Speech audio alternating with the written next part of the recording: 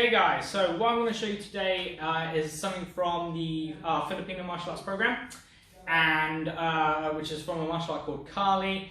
And Kali goes by a few different names, so you might also know it as a screamer or arnis. So it goes by a variety of different names, and you know, there's similar to karate. There's lots of different styles. Okay, so the style that we specifically do here at our facility is from the Inosanto Lacoste system. So I'm lucky enough to be a student of Guru Dan Santo, who was one of Bruce Lee's training partners back in the 60s, and he was one of the few people that Bruce Lee gave permission to in order to carry on teaching his Jeet Kune Do program.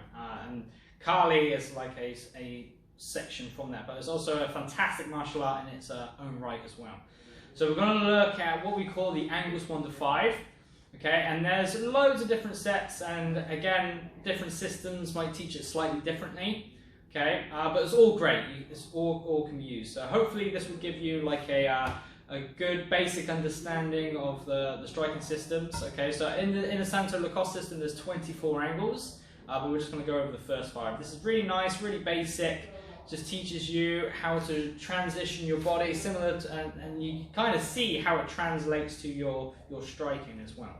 So whenever I do my Kali or my stick work, I always have my weapon leg forward. So for example, I have to stick my right hand, I have my right leg forward. If I have to stick my left hand, I have my left leg forward. Okay. Whenever I hold onto the stick, I always want a little bit left at the bottom. Okay, because that gives me more control, and I can use this as a weapon as well as a disarm if I get into closer range. Okay, so the bottom of the stick is called the punyo, the top is called the punto. Okay, in the Philippines. So I'm going to have to make sure my legs are nice and bent. Yeah, and again I want to make sure I'm like hiding behind my stick. My spare hand can either be hiding behind my stick or I can have it on my chest. Okay, so this would be like my basic starting position. Okay, so we're just going to look at the first 5 angles. Really simple, really basic. So I'm going to, if it helps, start to stick on your shoulders. So what I want to imagine is I'm drawing an X in the sky. Okay, and that's why I'm going to do one half of the X, and you see as I do that, I rotate my body. So I come up onto the ball of my foot. Then I'm going to use my hip again to do my backhand. So that's my angle 1, which is my forehand, and my angle 2, also known as the downwards X. So I go angle 1, angle 2.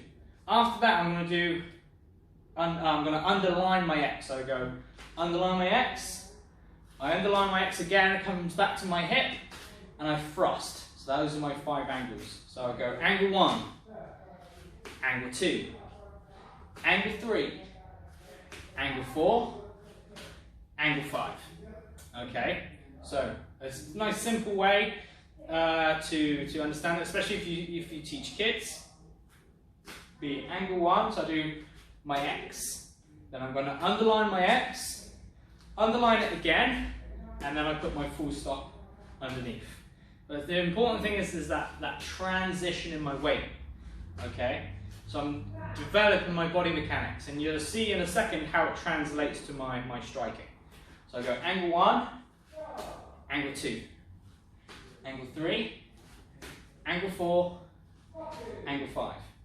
Okay, so that's my basic angles 1 to 5. So 1, 2, 3, 4, 5. Okay, and there's multiple different sets. So the second set would be I go one half of the X, I underline it twice, I then finish off my X, and then I do my stab. Okay, so I do one half of the X, then I underline it again, finish my X, and then I stab. Okay, so those are the 2 really basic ones we kind of teach at beginning level. And if I was to get rid of my stick, so this is exactly the same mechanic I would be doing if I was doing a cross and a hook, for example. Yeah, so I rotate my hip in for my cross there, so I'm transferring my center of mass and my weight towards my back leg as I throw my hook in a kind of traditional sense. Okay, so I'll go over those one more time. So again, set number 1, so I go angle 1, angle 2 is my backhand. Now I go through the middle, so I underline my X again for my angle 4, and then I stab. Set 2, I go 1/2 of the X, I underline it again, I then finish off my X, and then I step. Okay guys, so those are the first two angle 1 to 5 sets that we generally teach, so I hope you find that useful. Remember to subscribe if you haven't done so already guys, and I'll see you at the next one.